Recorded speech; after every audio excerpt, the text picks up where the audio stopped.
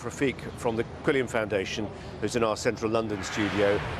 Welcome to you, Mr. Rafiq. The Quilliam Foundation, down the years, has sought to build bridges and understanding of a most complex situation. What do you make of what happened on Monday night and the reaction to it? I mean, first of all, I'm from Manchester, and I actually walked past the centre at about 8 o'clock before I came down to London. My two sons work just around the corner, and I know that area very, very well, born and raised there. Looking at these scenes right now, and the scenes sort of since Monday, really hurt, and it distresses me that this is becoming the new normal.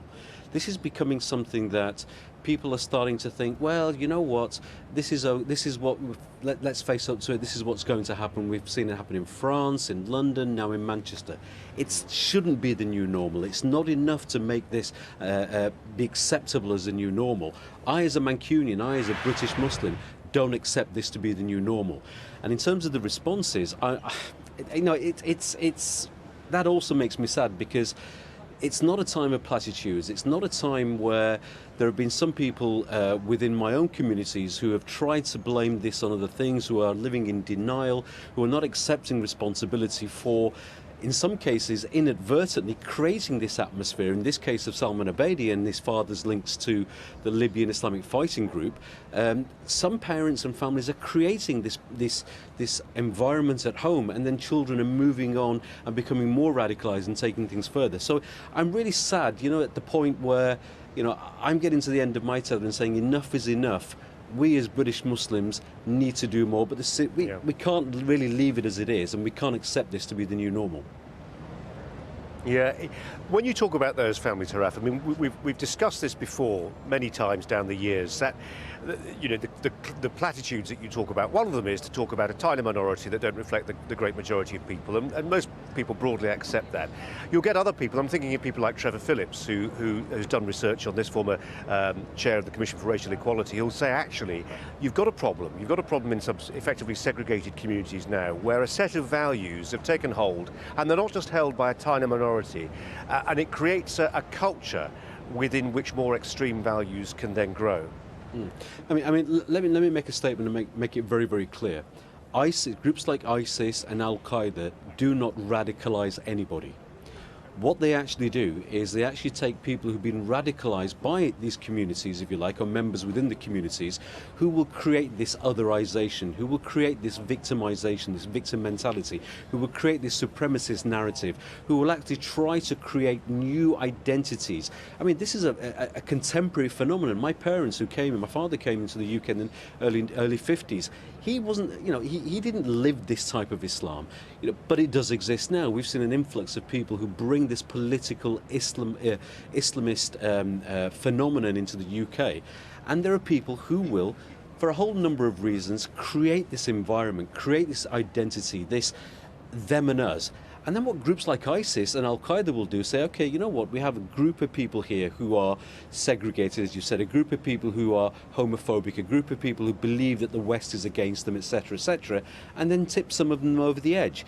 And this is something we have to fight. I mean, something that I really felt very saddened was, I heard on a radio station this morning, the newly appointed mayor of Manchester, my home city, basically do what ISIS is doing and actually excommunicate Salman Abedi, the guy who carried out this attack, and say that he's not a Muslim, and then say he wants to scrap the prevent strategy. Well, let me put it very, very clear right now. There are some people who will say this is all of Islam, and there are some people who say this has got nothing to do with Islam. The reality is it's somewhere in the middle. It has got something to do with some interpretations of Islam. And what we mustn't do anymore, and people won't accept this, I don't accept this anymore, is for people to turn around and say, this person was not a Muslim, because he was practicing a form of Islamist, Salafi, jihadist Islam. And that's something we need to tackle head on. Haras, you talked about the new normal, and there are some people who will say, okay, the ratchet only moves in one direction. It's not true, is it? I mean, you can de-escalate or move in a different direction. If you think about, we've been talking this today, we've been talking about control orders. You get an initial quite strident reaction to a provocation, a very severe provocation in the form of, body bags. the state takes a certain position, the media and columnists urge them on, and then as the months roll by into the years, people take a harder look at it and think we need to really take those steps. And we presume that, God willing, over time, if we don't get any more attacks, that will happen again. I mean, let's be honest. The kind of attack that we saw the other day, and some people rush to call him a lone wolf. There is no such thing as a lone wolf. This guy was part of a network, and every single jihadist terrorist has been part of the globally inspired Islamist ideology. That's the first thing. The second thing is, in terms of escalation and provocation, the primary role of any government is to keep its citizens safe. The government has had no alternative but to raise the threat level to critical. We're seeing soldiers on my home city right now. And there have been lots of different sites. The danger is that we become desensitized. The danger is that we start, reacting to this in a way that we need something else. And ISIS and Al-Qaeda and other groups who are part of this ideology need something else to push the envelope. These were children. These were youngsters. These were people who went to a concert. Manchester United Football Club, which is just minutes away from, 10 or 15 minutes walk away from the centre, have appointed a head of counter-terrorism. This is the world we live in. But on the other side, this is an opportunity also for families to do more. Families, there are people who will have noticed. There was an imam, for example, at the mosque that Salman Abedi used to pray at, who actually said in an article today that he noticed that Abedi was actually criticising him when he criticised groups like Al-Qaeda. Great. What did he do about it? I'm sure he did something, but whatever he did, he could have done more. There were members of the community, there were family members, there were peers who would have noticed the shift. Families, friends can be the first line of defence. They can be Muslim and non-Muslim. And we have to move this debate away from some of the things long-term that we talk about in terms of securitisation. Yes, that has to happen. But we need to tackle this issue. We need to tackle it head on, root out this ideology in the same way that we root out, and we hope that we're rooting out things like homophobia and racism and fascism. If we don't do that, we're going to see more of these attacks.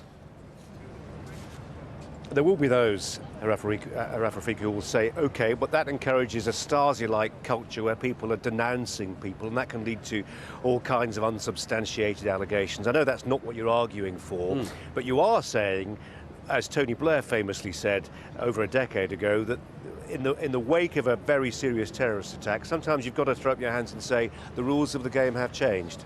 Absolutely, absolutely. This is the biggest terror attack in the UK since 7/7. These were children. The rules have changed right now. The images we're seeing, for me personally, it's changed. I was part of the 7/7 task force that looked at what the response should be.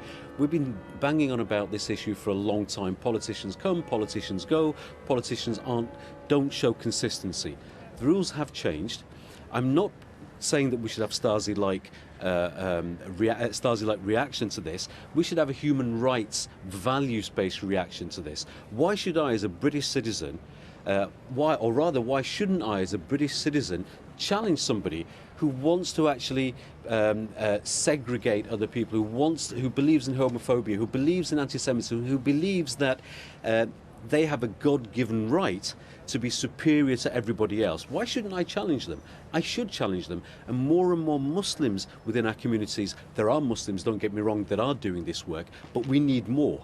And we've been saying this now for a long time. I've been saying it for 14 years. Quilliam has been saying this for the last 10 years. An example of this is we have a new report coming out very, very soon, and I'm proofreading it right now. We've downloaded and translated ISIS's and Al-Qaeda's theological curriculum for recruitment for people to get them to do these kind of actions. We've written a refutation to this. We need support. We need Muslims to read it. We need other people to read it and then take it out into the communities. I'm sure they will. And sometimes, it's really, really sad, and it hurts me and it pains me in my home city to see these images. Sometimes it takes things like this to actually spur people on and become champions within our communities. Haras Rafiq, I hope you'll stick around. I'd like to talk some more about this if we get the chance later today, but for now, thanks very much indeed. Let's go back to Tom Palmer.